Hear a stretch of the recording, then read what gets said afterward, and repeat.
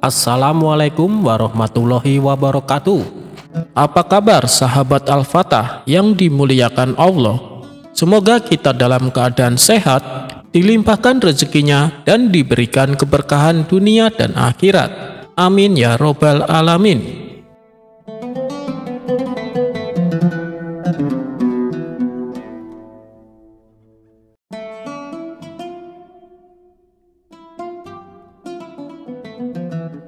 Suatu malam di kota Baghdad, langit mendung tapi belum juga turun. Abu Nawas sedang berjalan pulang dari masjid, mengenakan jubah lusuh dan membawa tasbih. Saat melewati lorong sempit dekat pasar tua, ia melihat seorang pria duduk bersandar di tembok dan terlihat jelas mabuk berat. Pria itu memegang kendi kosong, matanya sayu, rambutnya berantakan, dan bau arak menyebar seperti parfum murahan.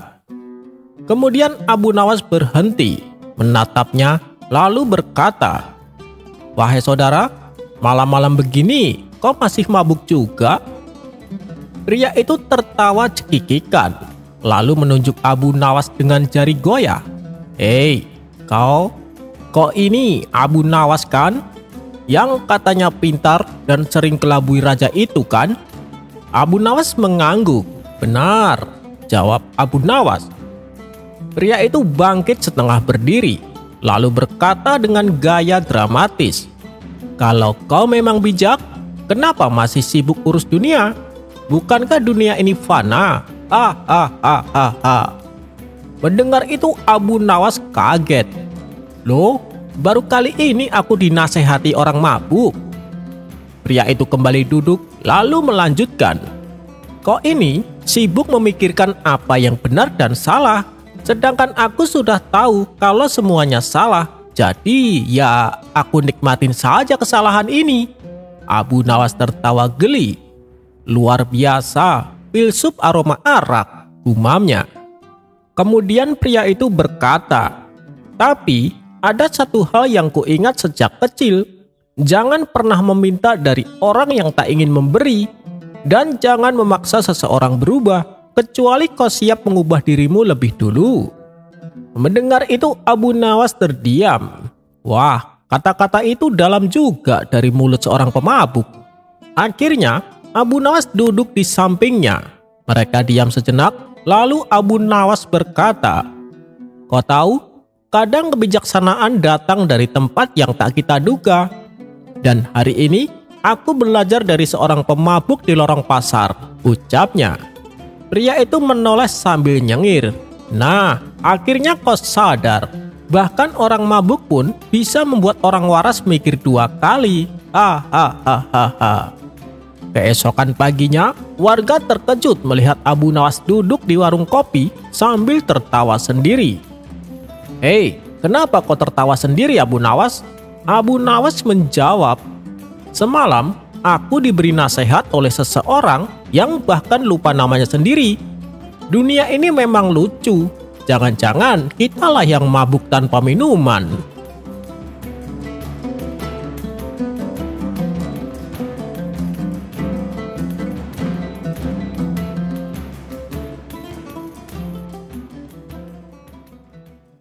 Perseteruan antara Abu Nawas dan Abu Jahil seakan tiada hentinya. Meskipun berulang kali Abu Nawas mengalah, Abu Jahil selalu saja membuat ulah, sehingga mau tak mau Abu Nawas terpaksa meladeninya. Dan tentunya sudah bisa ditebak, Abu Jahilah yang menanggung kekalahan. Akan tetapi dengan kekalahannya ini membuat Abu Jahil semakin geram dan berusaha untuk membalasnya. Kabar perseteruan keduanya ini pun akhirnya sampai ke telinga Baginda Raja. Lalu terbesit di benak sang raja untuk mendamaikan mereka. Maka dipanggillah keduanya ke istana supaya menghadap Baginda Raja. "Kalian berdua kan hidup bertetangga, kenapa sih selalu bermusuhan?" tanya Baginda Raja. "Ampun Paduka yang mulia, tapi bukan saya yang memulainya. Abu Jahilah yang selalu mengganggu saya," jawab Abu Nawas. "Jangan fitnah kau Abu Nawas. Kau yang justru selalu membuat saya jengkel, bantah Abu Jahil. Keduanya lalu bertengkar hebat, saling menyalahkan satu sama lain. Sudah, kalau begini caranya, kalian tidak akan bisa akur, bentak Baginda Raja. Suasana pun menjadi hening untuk beberapa saat. Kemudian sang raja berkata, "Begini saja, kalau kalian mau berdamai, saya akan kabulkan 3 permintaan apapun keinginan kalian." "Benarkah Paduka? Bagaimana kalau saya minta emas?" tanya Abu Nawas. "Akan aku berikan, asalkan kalian mau berdamai," jawab Baginda Raja. Mendengar hal itu, Abu Jahil yang memang iri dengan Abu Nawas mengajukan syarat kepada sang raja. "Ampun Paduka, saya mau berdamai dengan Abu Nawas, tapi ada syaratnya. Apapun yang Abu Nawas minta, saya harus mendapatkan 2 kali lipat," pinta Abu Jahil. "Bagaimana Abu Nawas, kamu setuju?" tanya Baginda Raja. Sejenak Abu Nawas terdiam, dan pada akhirnya Abu Nawas menyetujuinya. "Baiklah Paduka, tapi bila ada salah satu keinginan saya yang tidak mau diterima Abu Jahil, maka semua hadiah untuknya dianggap batal," jelas Abu Nawas. "Tentu saja Abu Nawas, dengan senang hati aku akan menerima," saut Abu Jahil. Kemudian Baginda Raja menanyakan apa keinginan pertama Abu Nawas. "Saya ingin dibuatkan rumah yang megah Paduka," pinta Abu Nawas. Baginda Raja pun menyanggupinya. "Berarti kau Abu Jahil, akan aku buatkan 2 rumah megah untukmu," kata Baginda Raja. Abu Jahil senang bukan kepalang mendengarnya. "Sekarang apa keinginanmu yang kedua?" tanya Baginda Raja kepada Abu Nawas. "Saya ingin mempunyai 1000 keping emas Paduka," jawab Abu Nawas. "Baik, saya penuhi permintaanmu. Dan untukmu Abu Jahil, kau akan mendapatkan 2000 keping emas," kata Baginda Raja. Seketika Abu Jahil tertawa girang. Dalam hati ia berkata, "Hahaha. Sekarang aku lebih kaya darimu Abu Nawas, dan dengan kekayaanku ini aku bisa menyombongkan diri di hadapanmu," batin Abu Jahil. "Sekarang permintaan yang terakhir, apa keinginanmu?" tanya Baginda Raja kepada Abu Nawas. Tiba-tiba Abu Nawas berjalan menuju menara istana dan menaiki menara tersebut yang tingginya 5 meter. Setelah berhasil naik ke atas, Abu Nawas pun terjun ke bawah. Untunglah Abu Nawas baik-baik saja, hanya kakinya yang lecet-lecet sedikit. Kemudian ia menghampiri Baginda Raja. "Hei Abu Nawas, apa maksud perbuatanmu?" tanya Baginda Raja. "Itu tadi keinginan terakhir saya Paduka yang mulia," jawab Abu Nawas sambil tersenyum. "Oh, begitu. Itu berarti kau Abu Jahil, kau harus lompat dari menara yang tingginya 2 kali lipat," ujar Baginda Raja. Abu Jahil yang takut dengan ketinggian menolak melakukannya.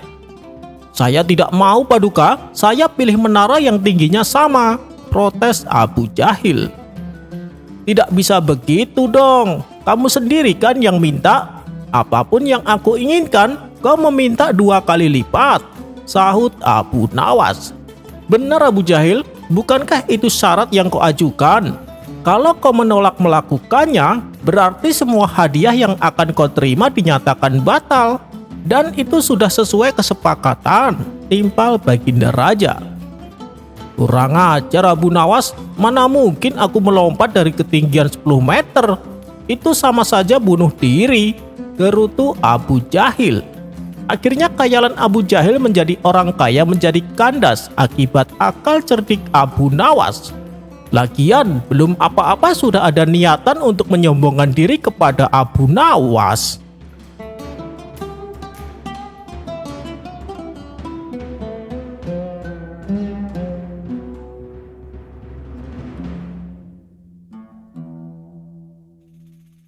Dikisahkan ada salah satu tetangga Abu Nawas yang mempunyai sifat tak sabaran dan cenderung sering berperilaku keras. Dulunya ia mempunyai hewan peliharaan seekor keledai. Namun akhirnya keledainya mati karena sering disiksa.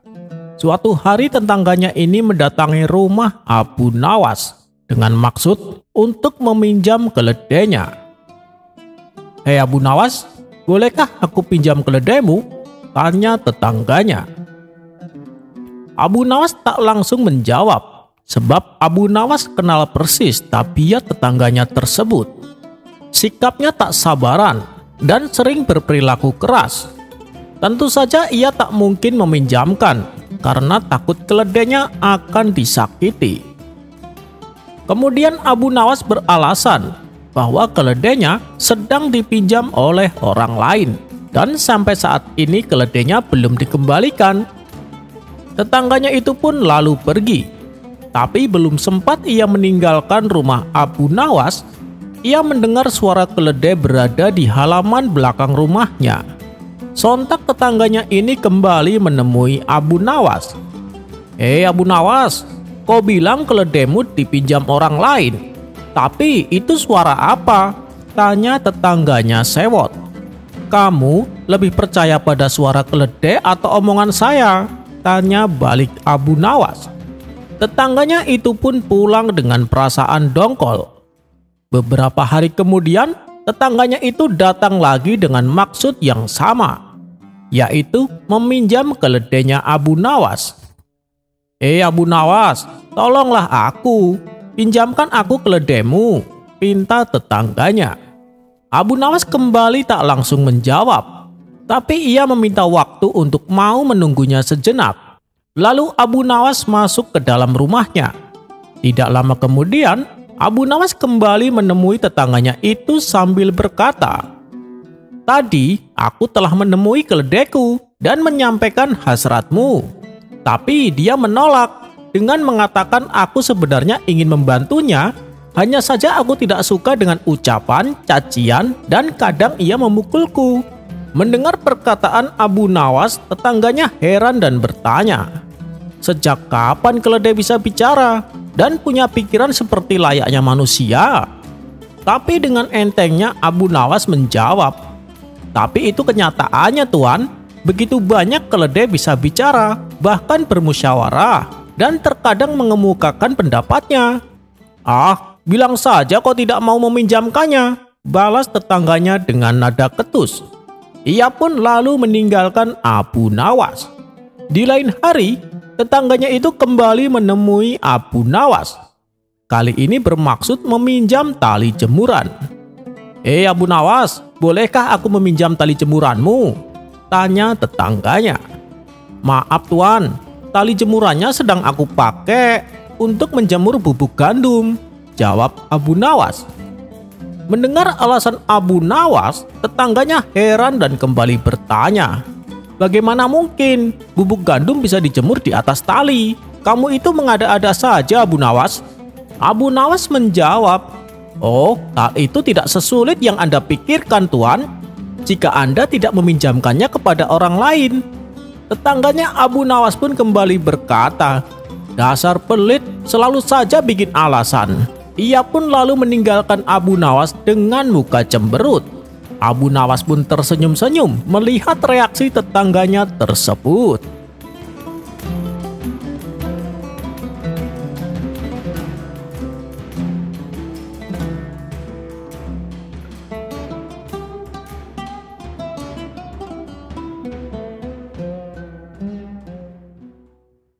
Pada suatu hari, Baginda Raja akan mengadakan pesta besar-besaran.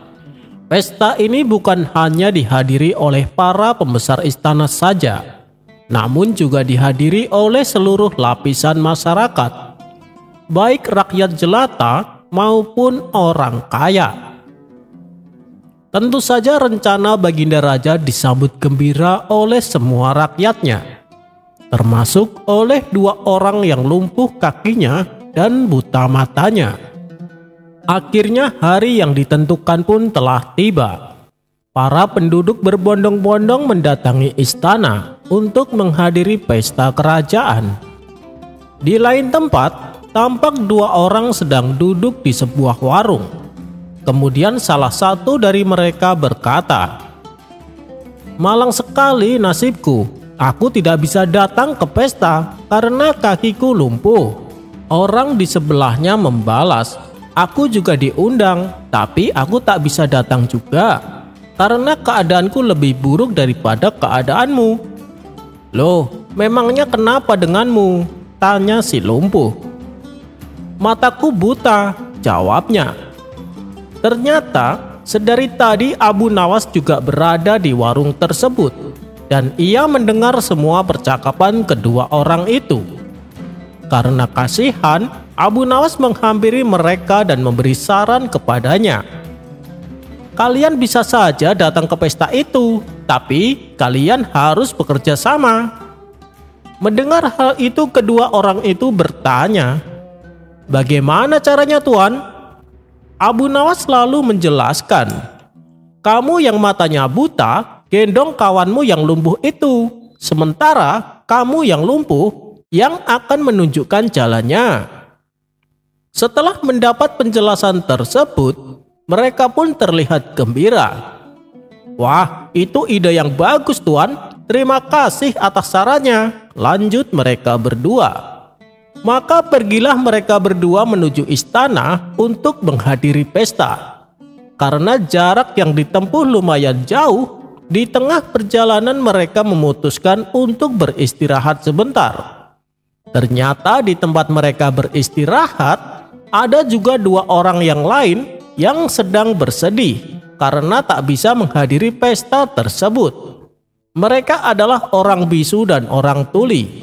Keduanya juga diundang ke pesta.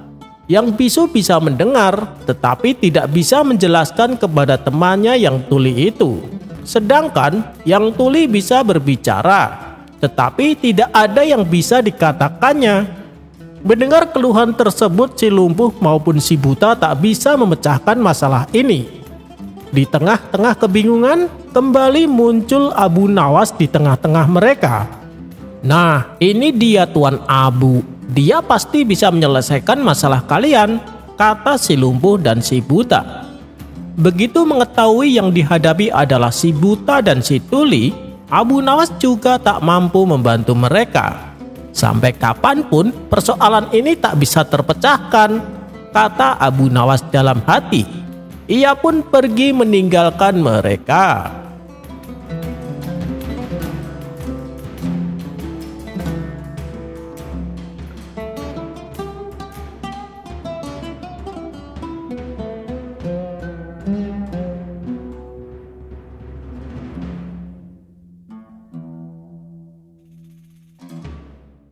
Hari itu, Abu Nawas terlihat sangat ceria.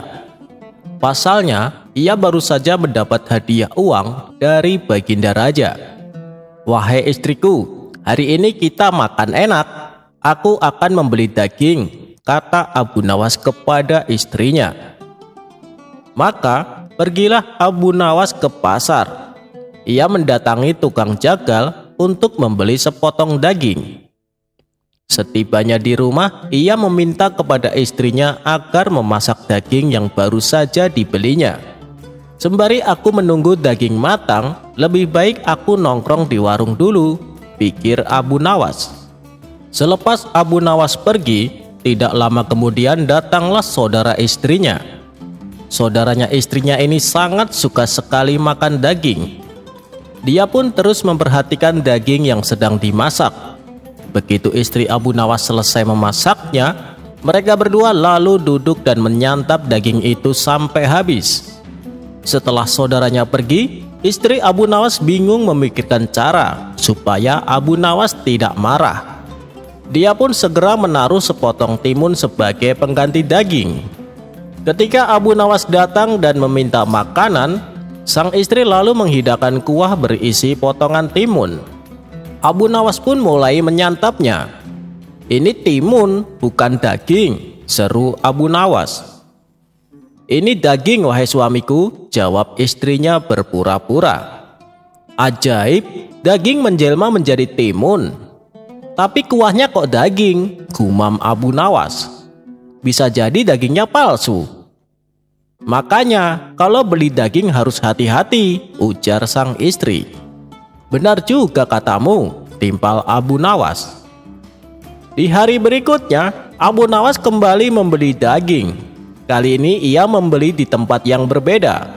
Setibanya di rumah, Abu Nawas berkata kepada istrinya, "Kurasa daging ini tidak akan berubah menjadi timun, sebab ini daging terbaik dan aku belinya di tempat yang berbeda."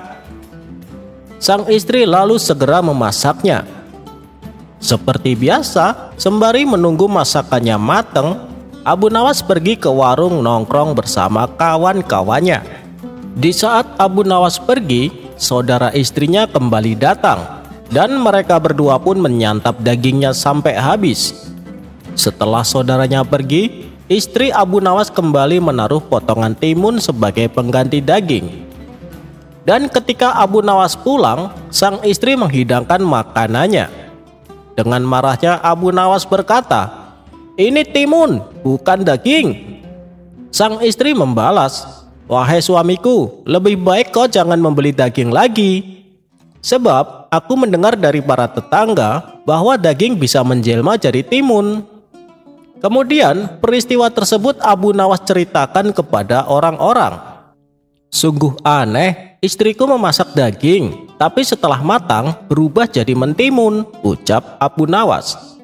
Tentu saja mereka tidak percaya dan menganggap Abu Nawas sudah gila. "Mana ada daging berubah jadi timun?" kata mereka sambil tertawa terbahak-bahak. Lalu Abu Nawas pergi menemui tukang jagal untuk memastikannya. "Apa benar daging bisa berubah jadi timun?" tanya Abu Nawas. "Itu hal yang mustahil. Daging tidak mungkin berubah jadi timun," jawab tukang jagal. "Berarti selama ini aku telah dibohongi istriku," pikir Abu Nawas. Untuk mengetahui kebenarannya, Abu Nawas lantas membeli daging untuk ketiga kalinya. Seperti biasa, daging tersebut ia berikan pada istrinya untuk dimasak. Kemudian Abu Nawas pura-pura pergi. Di saat itulah saudara istrinya datang dan memakan daging yang sudah dimasak bersama sang istri. Abu Nawas langsung memergoki mereka berdua. Jadi ternyata kamu yang memakan dagingnya," seru Abu Nawas penuh emosi. Abu Nawas kemudian menahan saudara istrinya dan memasukkannya ke dalam peti. Selanjutnya, Abu Nawas pergi ke rumah mertuanya. Ia bermaksud melaporkan perbuatan istri dan saudaranya. Setelah Abu Nawas pergi keluar dari rumah, sang istri segera membuka peti tersebut dan mengeluarkan saudaranya. Lalu digantinya dengan menaruh seekor keledai kecil milik tetangganya dan menutup kembali peti tersebut seperti semula. Tidak lama kemudian Abu Nawas datang bersama mertua dan para tetangganya. "Lihatlah perbuatan kedua anakmu," ucap Abu Nawas kepada mertuanya. Abu Nawas lalu membuka peti untuk membuktikan ucapannya. Dan begitu dibuka, betapa kagetnya Abu Nawas. Ternyata isinya seekor anak keledai. "Kamu memang sudah gila, Abu Nawas," kata orang-orang yang hadir. Tentu saja hal ini membuat Abu Nawas menjadi malu. Ia pun melirik ke arah istrinya dan berkata, "Orang yang merubah daging menjadi timun ternyata bisa juga merubah anak manusia menjadi keledai."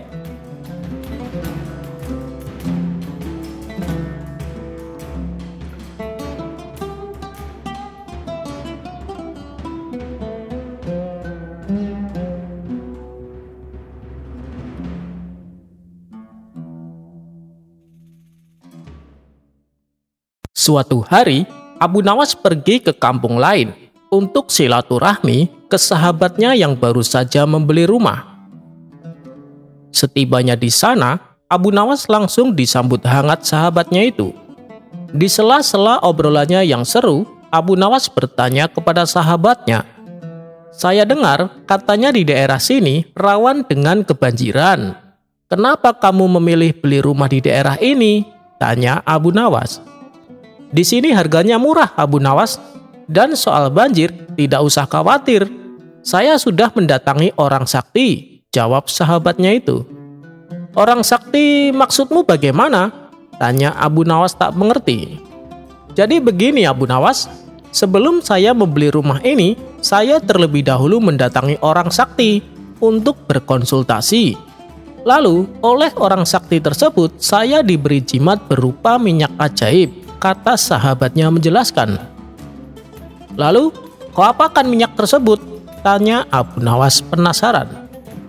Sesuai dengan amanah orang sakti yang saya temui, minyak itu saya oleskan di pintu dan jendela rumah. Dengan begitu, air yang akan masuk otomatis akan menyingkir, jawab sahabatnya.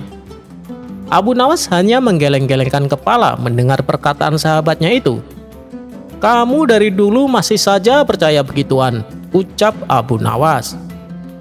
Buktinya, selama ini rumah saya tidak pernah kebanjiran, Abu Nawas, balas sahabatnya itu. Setelah waktu menjelang maghrib, Abu Nawas hendak pamit untuk pulang, namun dicegah oleh sahabatnya. Menginap di sini saja, Abu Nawas, karena sepertinya sebentar lagi akan turun hujan. Nanti kamu malah kehujanan di tengah jalan, tutur sahabatnya. Akhirnya Abu Nawas menuruti ajakan sahabatnya untuk menginap di rumah barunya. Dan benar saja, tidak lama kemudian hujan turun dengan derasnya. Semakin lama hujan turun semakin deras dan tak kunjung berhenti. Samar-samar terdengar teriakan warga disertai dengan kentongan. Banjir! Banjir! Abu Nawas yang sempat memejamkan mata segera terbangun karena teriakan tersebut. Jangan khawatir Abu Nawas, teruskan saja tidurmu. Rumahku ini sudah dipagari oleh minyak ajaib, jadi air tidak akan masuk ke dalam rumahku, kata sahabatnya penuh percaya diri. Namun, tidak berapa lama kemudian, tiba-tiba pintu rumahnya yang terkunci jebol oleh terjangan air banjir. Spontan Abu Nawas tertawa melihat kejadian itu. Mau tak mau mereka pun mengamankan barang-barangnya agar tidak basah oleh air. Setelah banjir dan air mulai surut, Abu Nawas berkata kepada sahabatnya, "Hei kawan, minyak ajaibnya ternyata tidak sakti. Rumahmu masih saja terkena banjir." Sahabatnya membalas, "Iya Abu Nawas, mungkin karena aku mengolesi pintunya kurang banyak." Abu Nawas tertawa geli mendengar alasan sahabatnya itu. "Bukan begitu, justru kamu salah pilih penangkal banjir. Harusnya jangan pakai minyak ajaib," ujar Abu Nawas. "Masa sih Abu Nawas? Lalu penangkal apa yang paling manjur untuk mencegah banjir?" tanya sahabatnya dengan muka serius. "Oh, itu gampang. Pakai saja tongkat Nabi Musa. Kamu taruh tongkatnya di depan pintu rumahmu, pasti air akan menyingkir," jawab Abu Nawas sambil tertawa terpingkal-pingkal. Mendengar jawaban Abu Nawas, sahabatnya itu pun yang awalnya serius menjadi tertawa terpingkal-pingkal.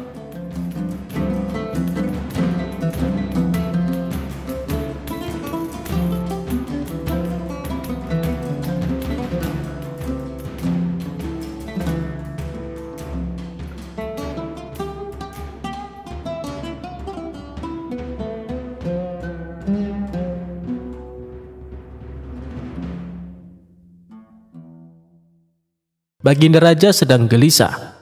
Akhir-akhir ini banyak kejahatan terjadi di luar istana. Rakyat pun merasa tak aman. Setelah diselidiki, ternyata sumber kejahatan itu bukan dari luar, melainkan dari dalam istana sendiri. Baginda merasa makin gelisah. Ia perhatikan setiap menteri yang bekerja padanya. Semua menteri itu terlihat pada patuh dan setia. Bagaimana mungkin mereka melakukan sesuatu yang merugikan kerajaan? Meskipun begitu, Baginda tak ingin menutup mata. Beliau harus menindaklanjuti hasil penyelidikannya. Kini, Baginda mencari cara mengetahui siapa di antara para menterinya yang tidak setia. Namun, walaupun sudah memperhatikan gerak-gerik setiap menteri, Baginda masih belum dapat menemukan menteri yang menjadi tersangka. Akhirnya Baginda menyerah. Beliau pun memanggil Abu Nawas untuk dimintai tolong. "Wahai Abu Nawas, sesungguhnya akhir-akhir ini kerajaan sedang tidak aman. Rakyat sedang gelisah. Aku merasa ada yang salah dengan caraku memimpin." "Ampun Baginda yang mulia, apakah yang dapat hamba bantu? Tanya Abu Nawas. Aku merasa perlu untuk menyelidiki para menteri. Aku ingin menguji siapa di antara mereka yang setia dan siapa yang tidak. Aku ingin tahu siapa yang benar-benar memikirkan keselamatan negeriku. Baginda Raja menerangkan. Apakah kau bisa mencari cara untuk melakukannya? Baiklah Baginda, mohon berikan hamba waktu sehari untuk memikirkan caranya, jawab Abu Nawas. Setelah pulang dari istana, Abu Nawas terus memikirkan cara untuk melaksanakan perintah Baginda. Ia memikirkan satu cara dan lainnya, akan tetapi rupanya permintaan kali ini tidak mudah. Sampai malam hari, Abu Nawas belum menemukan cara yang tepat. Akhirnya Abu Nawas tertidur. Tepat ketika subuh, Abu Nawas terbangun. Ia bersegera sholat. Saat itu ia melihat sebuah serban. Abu Nawas hendak memakai serban tersebut, tapi segera dibatalkan. Serban itu ternyata sangat bau. Memang, serban itu sudah lama tidak dicuci sama istri Abu Nawas. Dari situ, Abu Nawas pun mendapatkan ide. Ia segera bersiap-siap, lalu bergegas ke istana. Di hadapan Baginda Raja, Abu Nawas menceritakan sebuah rencana. Tak lama kemudian, Baginda Raja segera memanggil kelima menterinya. Kepada mereka, Baginda memberikan sebuah perintah. Sesungguhnya aku telah menerima sebuah hadiah istimewa dari negeri sahabat. Hadiah itu adalah serban ajaib. Kita bisa mengetahui masa depan dengan serban itu. Jika baunya harum, berarti masa depan kerajaan ini cerah. Namun, jika baunya busuk, itu berarti kerajaan ini akan segera hancur. Baginda menjelaskan dengan panjang lebar. Aku ingin kalian semua membantuku. Ciumlah serban ajaib itu dan katakan padaku bagaimana baunya. Kelima menteri tersebut masuk ke sebuah ruangan satu persatu. Di sanalah mereka mencium serban ajaib. Setelah itu, mereka berkumpul kembali ke hadapan Baginda Raja. Bagaimana bau yang kau cium? Tanya Baginda pada menteri pertama. Sesungguhnya, bau serban itu sangat harum Baginda. Pasti kerajaan ini akan jaya selamanya. Begitu jawabnya agar Baginda merasa senang. Menteri kedua dan ketiga pun mengatakan hal yang sama. Kini giliran menteri keempat berbicara. Ampun Baginda yang mulia, hamba mencium bau yang sangat tidak sedap dari serban itu. Semua orang terkejut dengan penuturan sang menteri. Ternyata menteri kelima pun mengatakan bahwa serban itu berbau busuk. Dengan cara tersebut, akhirnya Baginda Raja sudah dapat mengetahui siapa saja di antara para menterinya yang jujur dan siapa yang hanya mementingkan diri sendiri. Tiga menteri pertama dicopot dari jabatannya dan mendapat hukuman penjara. Sedangkan menteri keempat dan kelima mendapat hadiah atas kejujurannya. Baginda juga tak lupa memberi hadiah kepada Abu Nawas. Jasanya benar-benar besar. Ia berhasil menyelamatkan kerajaannya hanya dengan sebuah serban bau.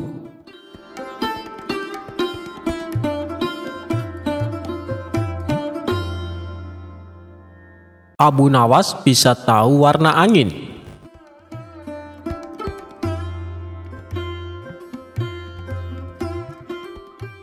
Baginda Raja menunjuk kawannya untuk menjabat sebagai gubernur di kota tempat tinggal Abu Nawas.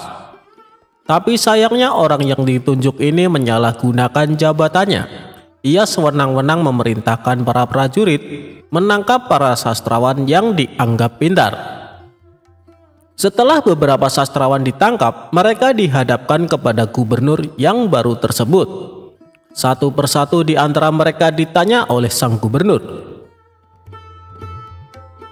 Menurutmu aku gubernur yang adil atau zolim? Tanya sang gubernur kepada para sastrawan. Sastrawan pertama menjawab, Anda adalah gubernur yang zolim. Sang gubernur terperanjat dengan jawaban tersebut. "Apa alasanmu?" tanya balik gubernur. "Karena Anda telah menangkapi kami tanpa sebab." "Prajurit, masukkan dia ke penjara. Besok dia akan dihukum mati," ucap sang gubernur. Sastrawan berikutnya dipanggil dan diberi pertanyaan yang sama. "Menurutmu, aku gubernur yang adil atau zolim?" tanya gubernur. "Tuanku adalah gubernur yang adil," jawab sastrawan kedua. "Apa alasanmu?" tanya gubernur kembali. "Karena tuanku sangat memperhatikan rakyat," jawab sastrawan tersebut. "Kau pembohong. Prajurit, masukkan dia ke penjara. Besok dihukum mati," ujar gubernur. Begitulah seterusnya. Apabila dijawab adil atau zolim, sang gubernur tetap memberikan hukuman mati. Kemudian beberapa sastrawan yang belum tertangkap mendatangi rumah Abu Nawas. "Tolonglah kami Abu Nawas, beberapa kawan kami dijatuhi hukuman mati," kata para sastrawan penuh khawatir. Abu Nawas pun terkejut mendengarnya. "Kenapa gubernur melakukan itu? Bagaimana ceritanya?" tanyanya heran. "Kami sendiri tidak tahu Abu Nawas. Tanpa sebab, gubernur yang baru itu menangkapi para sastrawan di kota kita. Lalu mereka ditanya satu persatu, apakah dia gubernur yang adil atau zolim? Bila jawabannya zolim, maka akan dihukum mati. Jika jawabannya adil, juga tetap dihukum mati," kata mereka menjelaskan. "Pasti gubernur sakit, dia sudah tidak waras," ucap Abu Nawas. "Itulah kenapa kami ke sini Abu Nawas. Kami mendatangimu agar kau menyelamatkan kawan-kawan kami. Sebab rencananya besok mereka akan dihukum mati," ungkap para sastrawan. "Baiklah, aku akan ke istana gubernur. Sekarang juga kalian pulanglah," ucap Abu Nawas. Sesampainya di sana, Abu Nawas langsung menghadap gubernur. Melihat kehadiran Abu Nawas, gubernur langsung emosi. "Ngapain kau datang ke istanaku?" tanya dia. "Aku mendengar kabar Anda menyuruh beberapa prajurit menangkapi para sastrawan pintar di kota ini. Tapi kenapa aku tidak ditangkap? Aku sangat tersinggung," jawab Abu Nawas. "Oh, jadi kau menganggap dirimu bagian dari mereka?" tanya gubernur. "Tentu saja, masyarakat di kota ini tahu siapa aku. Aku adalah sastrawan terpandai di kota ini," balas Abu Nawas. "Baiklah, Algojo, tangkap Abu Nawas dan penggal lehernya," perintah gubernur. "Tunggu dulu, sebelum leherku dipenggal, perintahkan Algojomu agar jangan sampai merusak rambutku. Sebab aku baru saja keluar dari tukang cukur," timpal Abu Nawas. Mendengar itu, gubernur langsung tertawa. "Itulah jiwa kesatria yang aku kagumi darimu. Aku mengampunimu Abu Nawas," kata gubernur. "Bolehkah aku meminta satu permintaan?" tanya Abu Nawas. "Apa permintaanmu? Katakan saja," jawab gubernur. "Aku juga minta pengampunan untuk kawan-kawanku," pinta Abu Nawas. Sejenak gubernur terdiam lalu berkata kepada Abu Nawas, "Aku akan mengabulkan permintaanmu, tapi ada syaratnya. Kau harus bisa menjawab 3 pertanyaanku." "Baik gubernur, aku siap menjawabnya," sahut Abu Nawas. "Menurutmu, aku gubernur yang adil atau zolim?" tanya dia. "Tuan bukan gubernur yang adil, bukan pula gubernur yang zolim. Orang-orang yang zolim itu adalah kita, sedangkan Tuan adalah pedang keadilan yang membalas kezaliman," jawab Abu Nawas. "Luar biasa, jawabanmu sungguh menakjubkan Abu Nawas," ujar sang gubernur. "Sekarang pertanyaan kedua, mana yang lebih bermanfaat, matahari atau bulan?" tanya gubernur. "Matahari terbit di siang hari bersamaan dengan terangnya dunia. Maka menurutku matahari kurang bermanfaat. Sementara bulan terbit di waktu malam yang menerangi dunia dan menjadikannya seperti siang. Maka menurutku manfaat bulan lebih besar," ujar Abu Nawas. Gubernur pun tertawa dengan jawaban Abu Nawas. Memang nyeleneh tapi masuk akal. "Baiklah Abu Nawas, sekarang pertanyaan terakhir. Menurutmu warna angin itu apa?" tanyanya. Warna angin itu merah, jawab Abu Nawas dengan enteng. Apa alasanmu? Tanya gubernur lagi. Kalau kita masuk angin, lalu badan dikerok, pasti akan muncul warna merah di badan. Itu menunjukkan kalau anginnya sedang keluar. Berarti warna angin adalah merah, jawab Abu Nawas menerangkan. Untuk kedua kalinya gubernur dibuat tertawa terpingkal-pingkal. Kamu memang cerdik, Abu Nawas.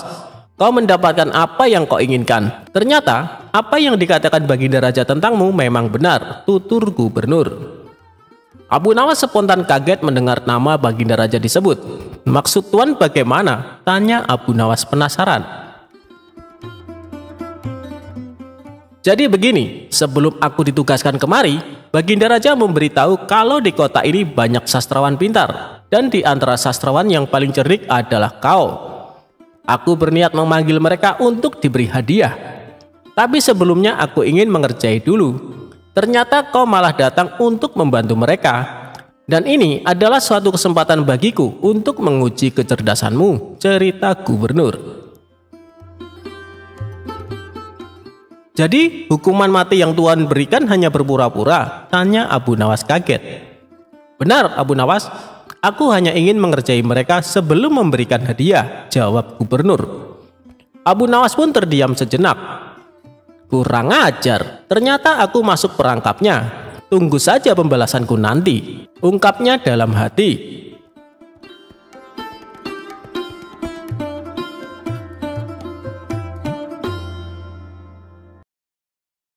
Karena buta warna, Abu Nawas selamat dari bahaya.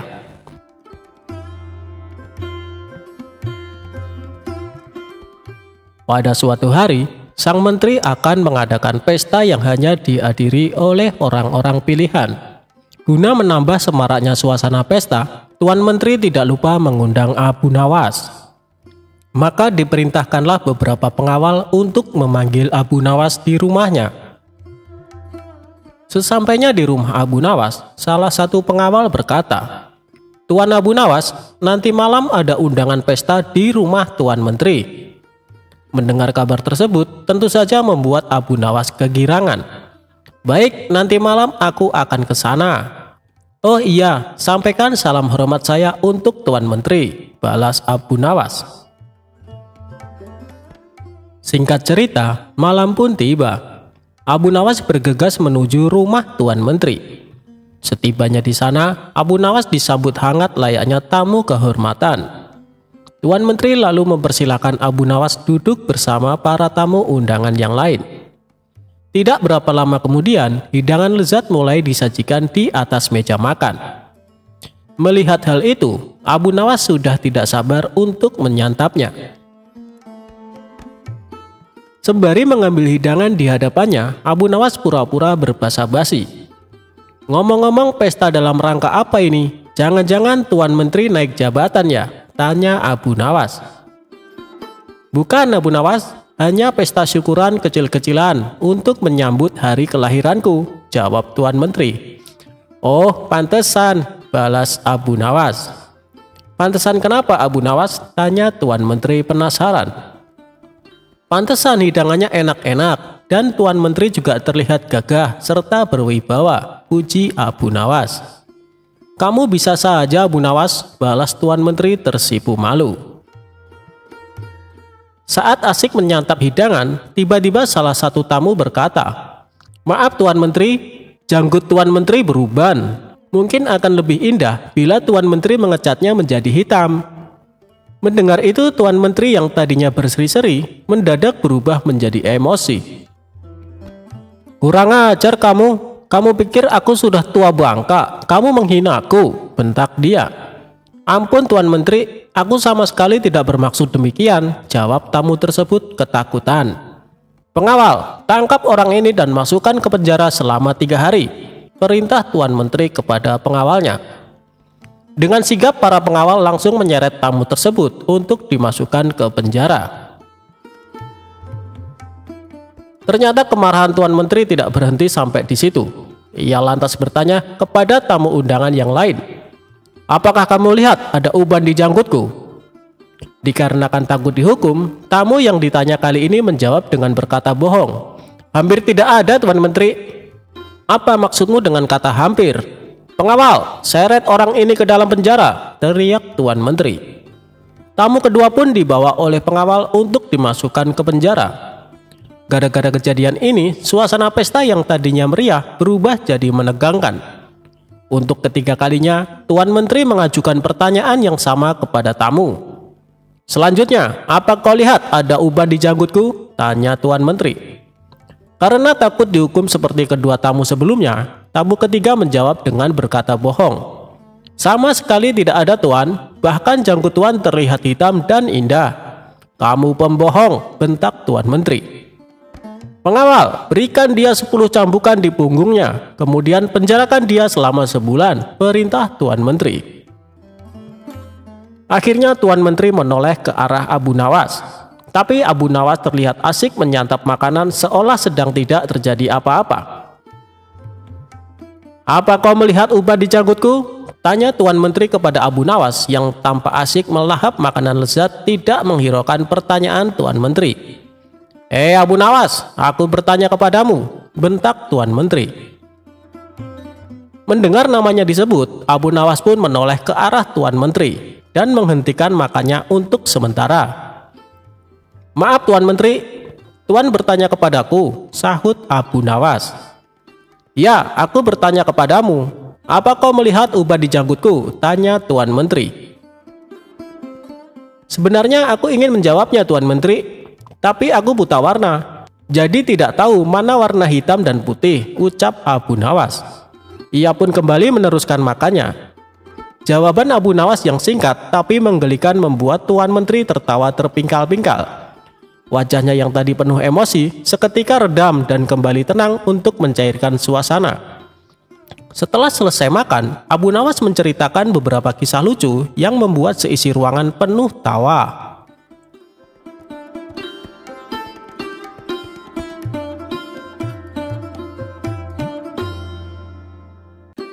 Abu Nawas salah arah kiblat saat sholat.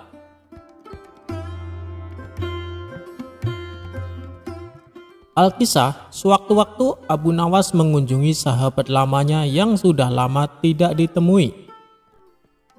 Seperti biasa, Abu Nawas hanya membawa perbekalan seadanya saat pergi ke kota lain menemui sahabatnya.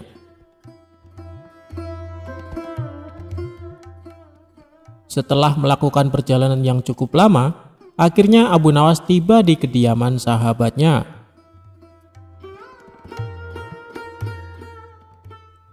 Assalamualaikum, ujar Abu Nawas sambil mengetuk pintu rumah sahabatnya. Waalaikumsalam, jawab seseorang dari dalam rumah. Ketika pintu rumah dibuka, sahabat Abu Nawas kaget, sekaligus senang melihat tamu yang datang ke rumahnya. Sahabatnya pun memeluk Abu Nawas dan bertanya tentang kabarnya selama ini sambil mempersilahkan masuk ke dalam rumah. Abu Nawas dan sahabatnya kemudian asik berbincang soal kehidupan mereka masing-masing.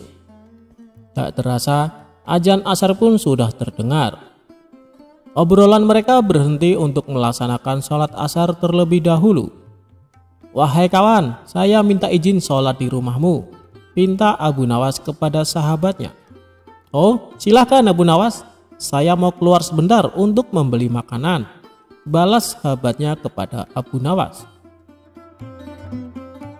Abu Nawas pergi ke kamar mandi untuk mengambil wudhu. Selesai wudhu, ia bingung harus menghadap kiblat ke arah sebelah mana. Sementara sahabatnya sedang keluar rumah untuk membeli makanan. Kepada siapa Abu Nawas bisa bertanya? Abu Nawas pun menunggu sahabatnya pulang agar bisa menanyakan arah kiblat di mana. Namun, ditunggu-tunggu sahabatnya tak kunjung datang juga. Akhirnya, Abu Nawas memutuskan sholat dengan arah kiblat yang ia kira-kira sendiri di mana arahnya. Dan ia menggelar sajadahnya lalu sholat asar. Sahabatnya yang datang tak lama setelah Abu Nawas sholat asar langsung tertawa melihat sahabatnya sholat dengan arah yang salah. Setelah Abu Nawas selesai sholat, sahabatnya berkata memberitahu bahwa kiblatnya salah. "Hei Abu Nawas, arah kiblatnya bukan ke situ," kata sahabatnya. Kemudian Abu Nawas balik bertanya kepada sahabatnya, apa arah kiblat waktu ia sholat tadi salah. "Apakah arah sholatku salah?" tanya Abu Nawas kepada sahabatnya.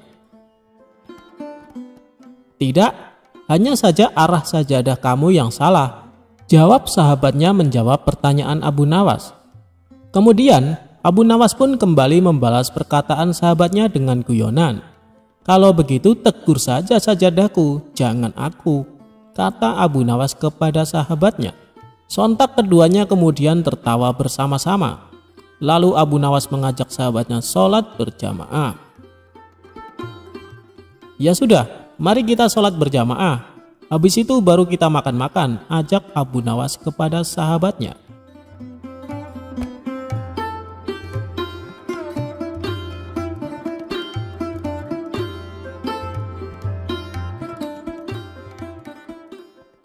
Bagi Abu Nawas, tidak perlu menjadi pintar untuk mendapatkan uang.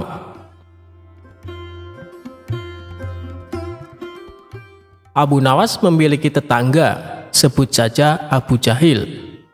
Abu Jahil selalu merasa lebih pintar dari Abu Nawas. Tetapi Abu Nawas enggan meladeni ketika dia mengajak bermain tebak-tebakan karena tidak mau mempermalukannya.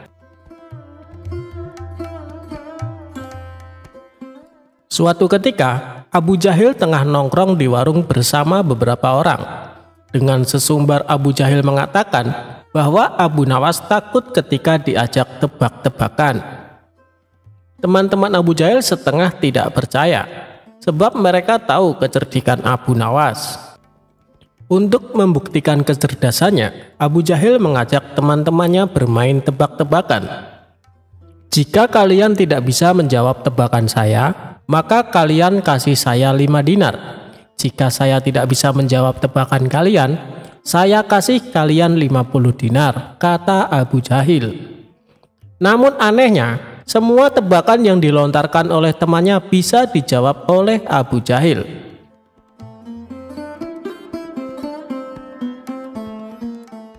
Tak lama kemudian, Abu Nawas datang. Seketika Abu Jahil menantangnya, tetapi Abu Nawas cuek saja dan duduk agak jauh sambil memesan segelas teh. "Tuh kan, Abu Nawas takut meladenin saya karena dia takut kalah. Mungkin kecerdasannya sudah berkurang," kata Abu Jahil. Mendengar ucapan Abu Jahil, Abu Nawas merasa dilecehkan. Akhirnya, Abu Nawas mendekati Abu Jahil dan menerima tantangannya. Orang-orang yang ada di warung merasa akan ada tontonan gratis, dan mereka mengerumuni keduanya. "Apa tantanganmu, wahai Abu Jahil?" kata Abu Nawas. "Kita akan adu kecerdikan dengan bermain tebak-tebakan. Kali ini kamu pasti kalah," kata Abu Jahil. "Lantas seperti apa peraturannya, wahai Abu Jahil?" tanya Abu Nawas. "Jika kamu tidak bisa menjawab tebakan saya, maka kasih saya 5 dinar. Jika saya tidak bisa menjawab tebakanmu, saya kasih kamu 50 dinar, kata Abu Jahil. Akhirnya Abu Nawas menyetujui aturannya. Tetapi Abu Jahil meminta agar mengajukan pertanyaannya terlebih dahulu. Tebak-tebakan pun dimulai. "Berapa jarak bumi dengan langit?" tanya Abu Jahil. Mendengar pertanyaan seperti itu, Abu Nawas terkejut. Lalu Abu Nawas merogoh sakunya dan memberikan uang 5 dinar ke Abu Jahil. Sekarang giliran Abu Nawas memberikan pertanyaan. "Hewan apa yang kakinya 3?" tanya Abu Nawas. Mendengar pertanyaan itu, Abu Jahil juga kaget, tetapi ia berpikir keras untuk mencari jawaban. 1 jam kemudian, dia belum bisa menemukan jawabannya. Akhirnya ia terpaksa memberikan 50 dinar ke Abu Nawas. "Memangnya hewan apaan, Abu Nawas?" tanya Abu Jahil penasaran. Mendengar pertanyaan itu, Abu Nawas memberinya 5 dinar. "Saya butuh jawaban, bukan uang," kata Abu Jahil. "Saya tidak tahu jawabannya, makanya saya kasih 5 dinar. Kan begitu aturannya," kata Abu Nawas. Sekarang giliran saya bertanya, lanjut Abu Nawas. Hewan apa yang kakinya 3? Tanya Abu Nawas. Kan sudah ditanyakan, kenapa ditanyakan lagi? Protes Abu Jahil. Kamu kan belum bisa menjawabnya. Tadi kan aku kasih kamu 5 dinar karena tidak bisa menjawab pertanyaan yang sama, kata Abu Nawas. Untuk itu, terpaksa Abu Jahil memberikan 50 dinar lagi untuk Abu Nawas. Tebak-tebakan pun berakhir dengan Abu Jahil pergi dengan wajah malu dan kesal, sementara Abu Nawas tertawa cekekekan. Dalam permainan itu, Abu Nawas untung 90 dinar dengan bermodal pertanyaan hewan berkaki 3.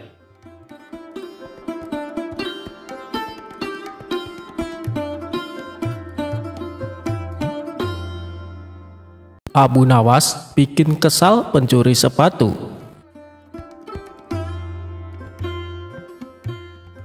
Suatu hari Abu Nawas membeli sepatu yang terbilang unik dan menarik. Saat pergi ke masjid, ada seseorang yang selalu mengamati sepatu barunya tersebut. Dia adalah pencuri yang menginginkan sepatu Abu Nawas. Si pencuri diam-diam mengikuti Abu Nawas dari belakang.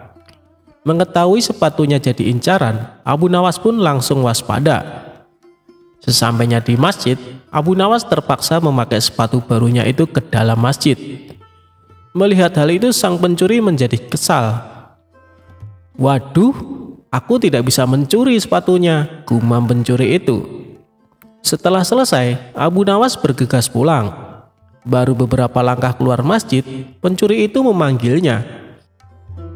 Hei Abu Nawas, sholatmu tidak sah karena memakai sepatu, kata pencuri itu.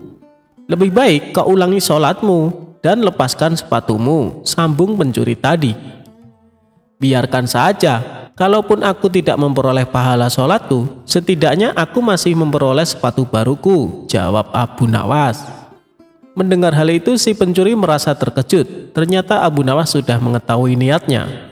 Pencuri itu pun cepat-cepat meninggalkan Abu Nawas.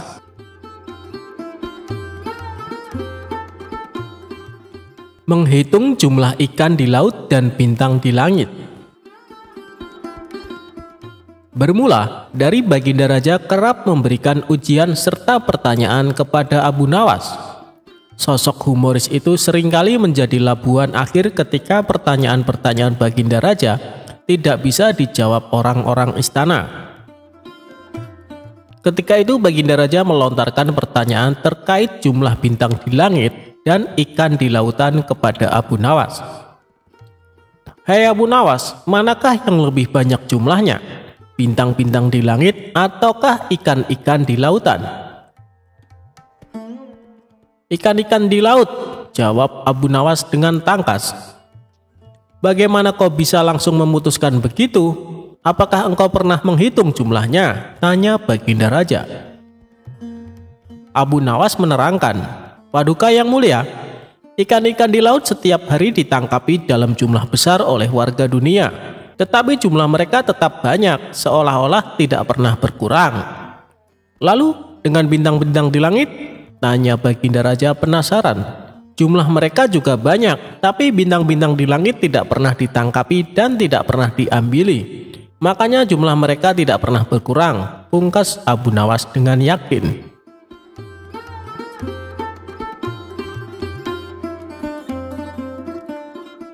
Abu Nawas ajak pencuri menginap di masjid.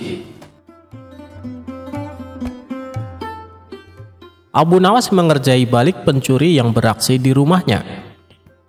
Pria pencuri itu melakukannya dengan cara lain karena tahu Abu Nawas susah dikerjai. Sebelum datang ke rumah Abu Nawas, si pencuri memikirkan banyak strategi. Sesampainya di rumah targetnya, pria tersebut langsung mengetuk pintu rumah Abu Nawas dan mengucapkan salam. Kemudian sang pemilik rumah membuka pintunya dan menjawab salam. Ketika pintu dibuka, Abu Nawas bingung lantaran tidak mengenal pria asing yang datang ke rumahnya itu. Kamu siapa? Ada keperluan apa malam-malam datang ke rumahku? Tanya Abu Nawas. Berbekal ide yang sudah disiapkan sebelumnya, pria itu menjawab dengan hal yang tidak masuk akal. Berharap misinya berhasil mencuri di rumah Abu Nawas dengan dalih bahwa dirinya adalah menantu Tuhan. Ia juga meminta Abu Nawas mengizinkan dirinya menginap 1 malam. Terlebih lagi Abu Nawas sangat taat kepada Allah Subhanahu wa Ta'ala. Maka sebagai menantu Tuhannya, pria itu merasa berhak masuk ke rumah sang pujangga tersebut. Lalu apa hubungannya kamu menginap di rumahku dan diriku takut dengan Allah, ujar Abu Nawas. Wahai Abu Nawas, ketahuilah bahwa yang sedang berdiri di depanmu adalah menantu yang selalu kau muliakan selama ini. Aku adalah menantu Tuhanmu, ucap pria tersebut. Oh, kamu menantunya Tuhan, menantu Allah Ta'ala, tanya Abu Nawas yang mulai curiga. Ya Abu Nawas, jawab pria tersebut. Kemudian Abu Nawas mengajak pria itu masuk ke suatu tempat. Di dalam hati pria tersebut mengatakan misinya berhasil mengelabui Abu Nawas. Ternyata Abu Nawas mengajaknya ke masjid dan mempersilahkan pria itu tidur di dalamnya. Pencuri tersebut kaget dan bertanya, mengapa ia diajak ke tempat ini? Tadi kan kau bilang menantu Allah Subhanahu wa Ta'ala dan masjid adalah rumah Allah. Jadi silahkan menginap di rumah mertuamu, tukasnya.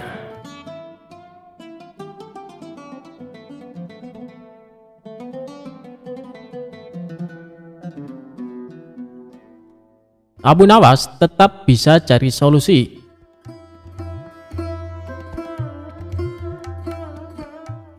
Mimpi buruk yang dialami Baginda Raja tadi malam menyebabkan Abu Nawas diusir dari negerinya. Abu Nawas tidak berdaya. Bagaimanapun ia harus segera menyingkir meninggalkan negerinya hanya karena mimpi. Masih jelas terngiang-ngiang kata-kata Baginda Raja di telinga Abu Nawas.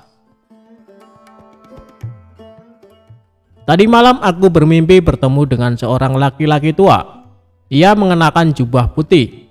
Ia berkata bahwa negerinya akan ditimpa bencana bila orang yang bernama Abu Nawas masih tetap tinggal di negeri ini. Ia harus diusir dari negeri ini, sebab orang itu membawa kesialan. Ia boleh kembali ke negerinya dengan syarat tidak boleh dengan berjalan kaki, berlari, merangkak, melompat-lompat, dan menunggang keledai atau binatang tunggangan yang lainnya.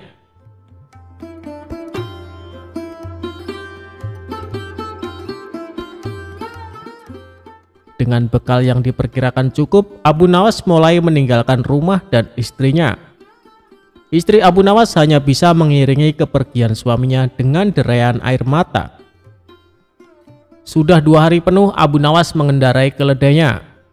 Bekal yang dibawanya pun mulai menipis. Abu Nawas tidak terlalu meresapi pengusiran dirinya dengan kesedihan yang terlalu mendalam. Sebaliknya Abu Nawas merasa bertambah yakin bahwa Tuhan yang Maha Perkasa akan segera menolong keluar dari kesulitan yang sedang melilit pikirannya. Bukankah tiada seorang teman pun yang lebih baik dari Allah Subhanahu wa Ta'ala dalam saat-saat seperti itu?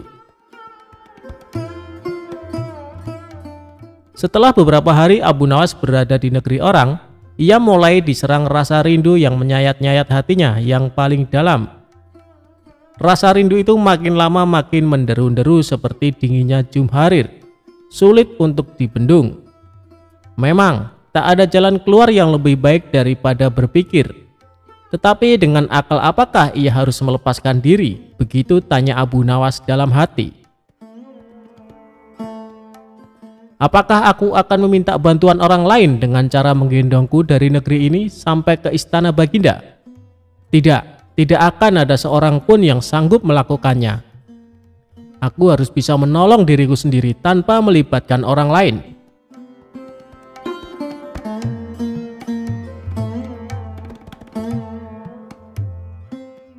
Pada hari ke-19, Abu Nawas menemukan cara lain yang tidak termasuk larangan Baginda Raja. Setelah segala sesuatunya dipersiapkan, Abu Nawas berangkat menuju ke negerinya sendiri. Perasaan rindu dan senang menggumpal menjadi satu. Kerinduan yang selama ini melecut-lecut semakin menggila karena Abu Nawas tahu sudah semakin dekat dengan kampung halaman. Mengetahui Abu Nawas bisa pulang kembali, penduduk negeri gembira. Desas-desus tentang kembalinya Abu Nawas segera menyebar secepat bau semerbak bunga yang menyerbu hidung. Kabar kepulangan Abu Nawas juga sampai ke telinga Baginda Raja. Baginda juga merasa gembira mendengar berita itu, tetapi dengan alasan yang sama sekali berbeda. Rakyat gembira melihat Abu Nawas pulang kembali karena mereka mencintainya. Sedangkan Baginda Raja gembira mendengar Abu Nawas pulang kembali karena beliau merasa yakin kali ini pasti Abu Nawas tidak akan bisa mengelak dari hukuman. Namun Baginda amat kecewa dan merasa terpukul melihat cara Abu Nawas pulang ke negerinya. Baginda sama sekali tidak pernah membayangkan kalau Abu Nawas ternyata bergelayut di bawah perut keledai. Sehingga Abu Nawas terlepas dari sanksi hukuman yang akan dijatuhkan karena memang tidak bisa dikatakan telah melanggar larangan Baginda Raja karena Abu Nawas tidak mengendarai keledainya.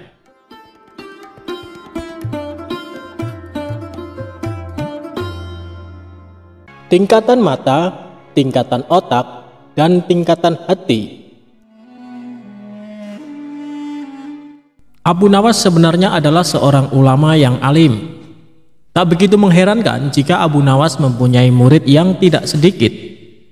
Di antara sekian banyak muridnya, ada satu orang yang hampir selalu menanyakan mengapa Abu Nawas mengatakan begini dan begitu.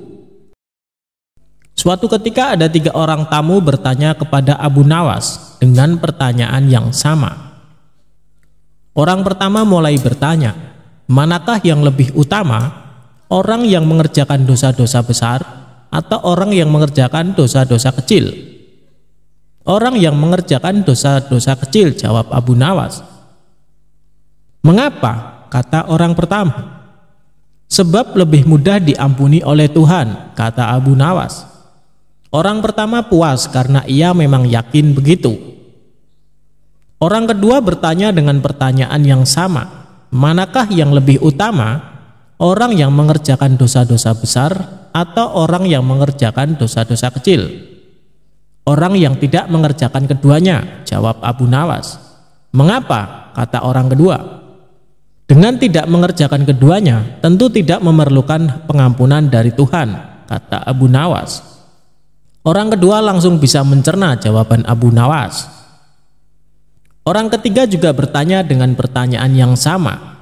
Manakah yang lebih utama, orang yang mengerjakan dosa-dosa besar atau orang yang mengerjakan dosa-dosa kecil? Orang yang mengerjakan dosa-dosa besar, jawab Abu Nawas. Mengapa? Kata orang ketiga. Sebab pengampunan Allah kepada hambanya sebanding dengan besarnya dosa hamba itu, jawab Abu Nawas. Orang ketiga menerima alasan Abu Nawas. Kemudian ketiga orang itu pulang dengan perasaan puas. Karena belum mengerti, seorang murid Abu Nawas bertanya, mengapa dengan pertanyaan yang sama bisa menghasilkan jawaban yang berbeda? Manusia dibagi 3 tingkatan, tingkatan mata, tingkatan otak, dan tingkatan hati. Apakah tingkatan mata itu? Tanya murid Abu Nawas. Anak kecil yang melihat bintang di langit, ia mengatakan bintang itu kecil karena ia hanya menggunakan mata, jawab Abu Nawas mengandaikan. Apakah tingkatan otak itu? Tanya murid Abu Nawas. Orang pandai yang melihat bintang di langit, ia mengatakan bintang itu besar karena ia berpengetahuan, jawab Abu Nawas. Lalu, apakah tingkatan hati itu? Tanya murid Abu Nawas. Orang pandai dan mengerti yang melihat bintang di langit, ia tetap mengatakan bintang itu kecil, walaupun ia tahu bintang itu besar. Karena bagi orang yang mengerti tidak ada sesuatu apapun yang besar jika dibandingkan dengan kemahabesaran Allah. Kini murid Abu Nawas mulai mengerti mengapa pertanyaan yang sama bisa menghasilkan jawaban yang berbeda.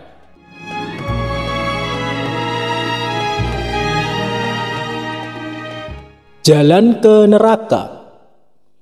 Suatu ketika Abu Nawas ditanya seseorang, "Kapan kamu mati?" Maaf, barangkali Tuan bisa memberikan penjelasan sedikit terkait dengan pertanyaan Tuan tadi, pinta Abu Nawas. yang ternyata juga bisa menampilkan mimik serius. "Begini, kalau kamu mati, saya mau titip surat buat mendiang ayah saya yang telah mati beberapa tahun yang lalu," sambungnya. "Terima kasih sebelumnya atas kepercayaan Tuan," jawab Abu Nawas. "Tapi maaf sekali, dengan sangat terpaksa keinginan Tuan tidak bisa aku penuhi." "Kenapa?" tanya Tuan kepada Abu Nawas.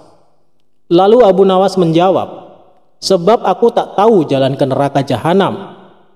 Mendadak wajah orang itu merah padam, dan sambil merunduk ia pun segera pergi.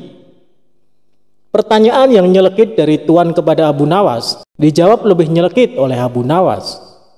Itulah pintarnya Abu Nawas dalam kondisi yang seperti itu bisa membalasnya dengan cerdas dan penuh makna.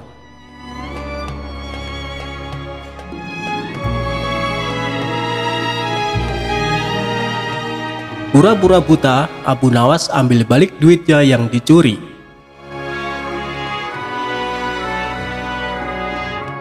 Abu Nawas suatu hari bersama temannya membahas suatu masalah yang mengatakan bahwa orang buta atau tunanetra tidak berdosa karena pintu masuknya dosa tertutup baginya.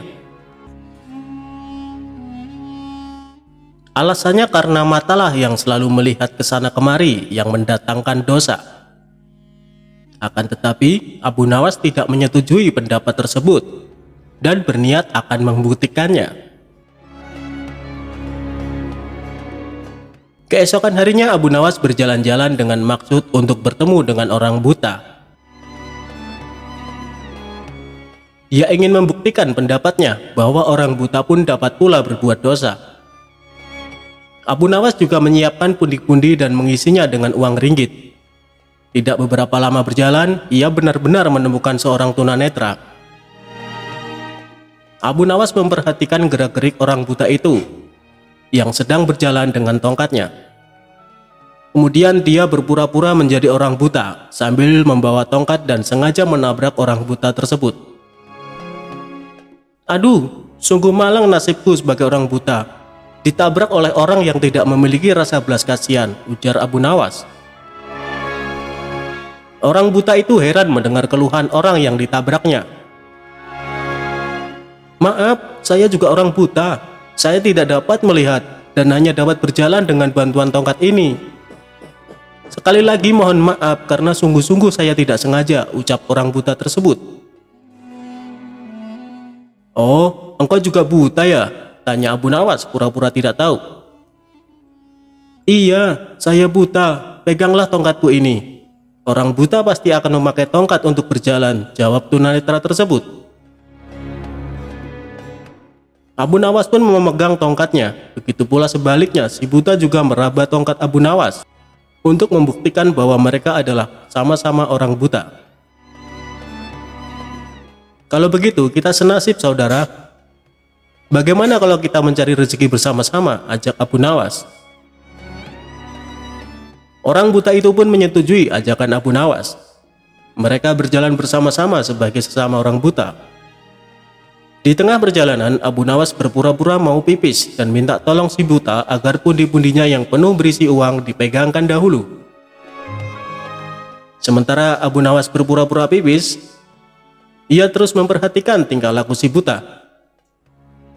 Kemudian si buta meraba-raba pundi-pundi itu dan hatinya mulai tergoda untuk memiliki isinya. "Wah, pundi-pundi banyak sekali isinya. Lebih baik aku mengambilnya lalu pergi. Pasti ia tidak bisa mencariku.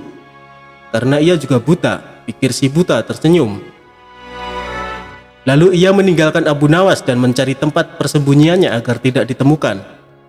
Dalam situasi demikian, Abu Nawas berpura-pura mencari si buta dan meminta pertolongan kepada Allah. "Ya Allah, malang benar nasib hamba. Tadi ditabrak orang. Sekarang uang hamba dilarikan orang. Sial bener hamba. Ya Allah, semoga orang yang mengambil uang hamba terkena lemparan batu ini tepat pada tulang keringnya.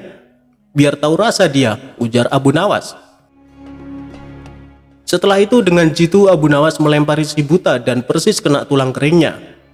"Aduh, aku kena," gumam si buta meringis kesakitan. Hal ini membuat si buta kelabakan. Ia segera mencari lagi tempat persembunyian untuk menghindari Abu Nawas. Akan tetapi, Abu Nawas yang pura-pura buta mengikuti si buta kemanapun pergi. Setelah dekat, Abu Nawas memohon lagi kepada Allah. "Ya Allah, semoga orang yang mengambil pundi-pundiku terkena lagi lemparan batu pada kepalanya," ujar Abu Nawas. Tidak lama kemudian terdengar lagi suara kesakitan dari si buta. "Aduh, kena lagi.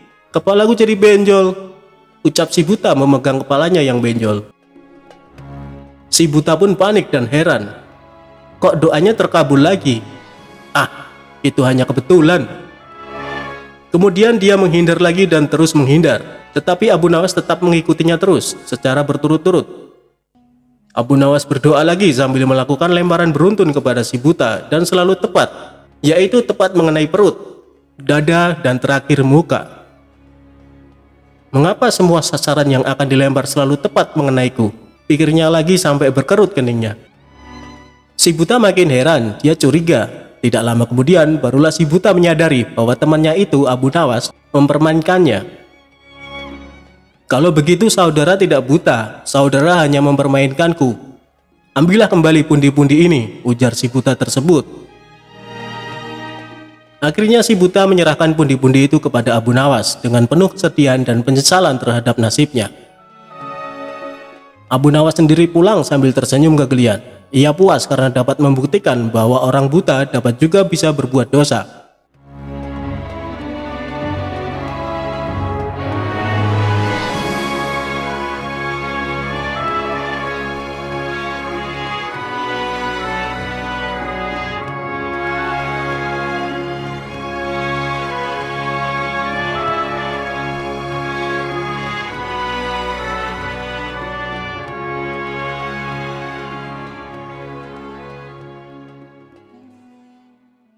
Abu Nawas dituduh mencuri keledai, tapi kok malah Abu Jahal yang dipenjara?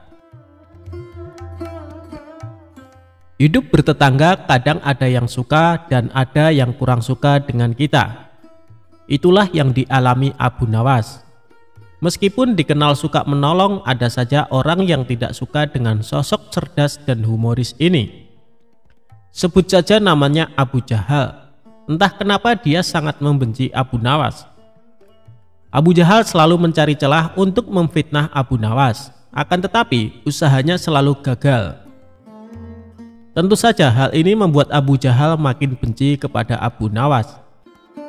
Sampai pada suatu ketika, Abu Jahal mempunyai rencana yang licik.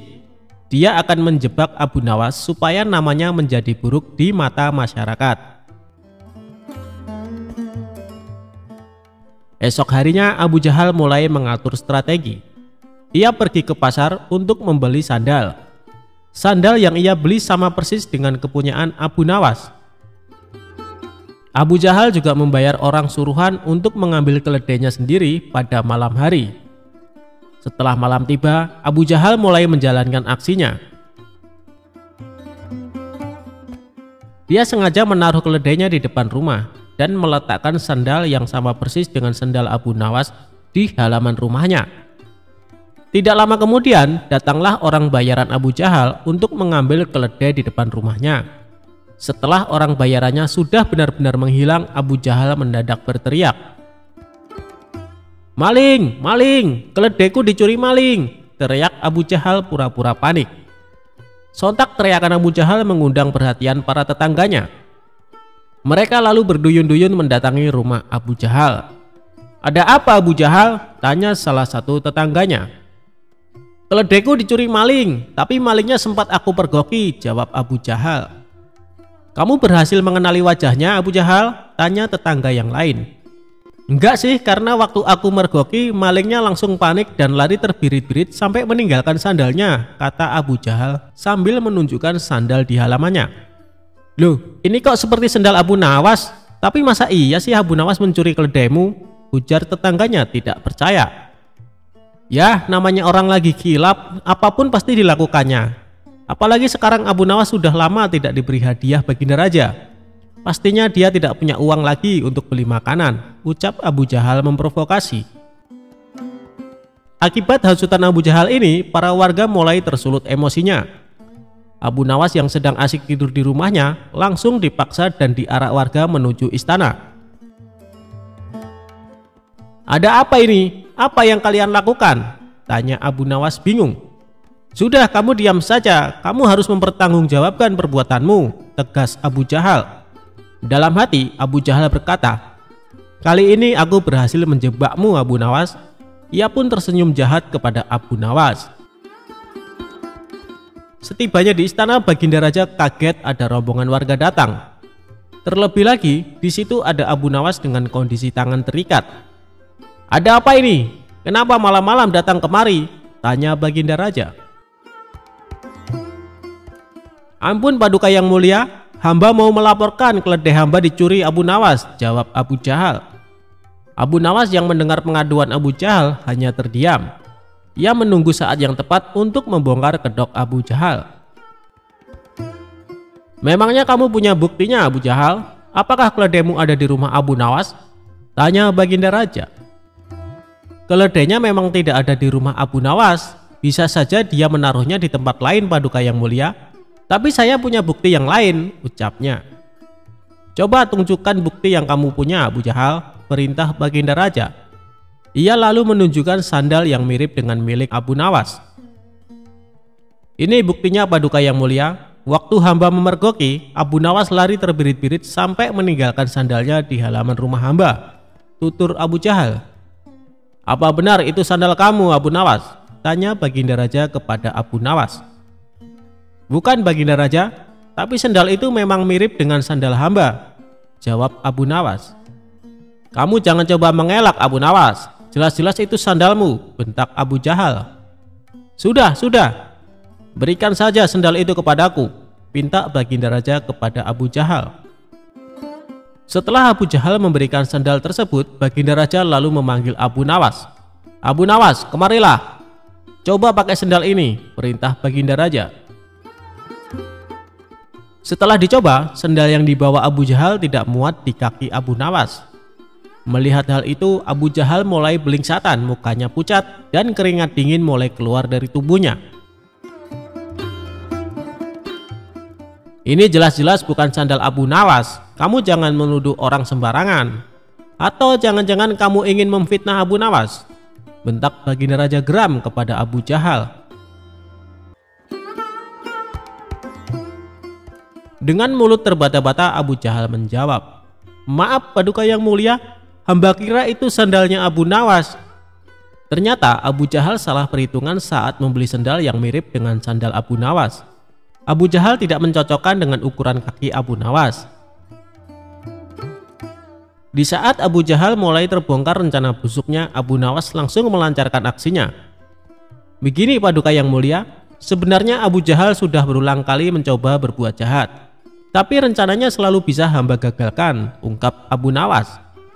Perkataan Abu Nawas ini juga dibenarkan oleh para warga. "Benar Baginda, benar apa yang dikatakan Abu Nawas. Kami sungguh sangat menyesal dan kecewa karena kali ini kami termakan hasutan Abu Jahal. Kami minta maaf Abu Nawas," ucap para warga.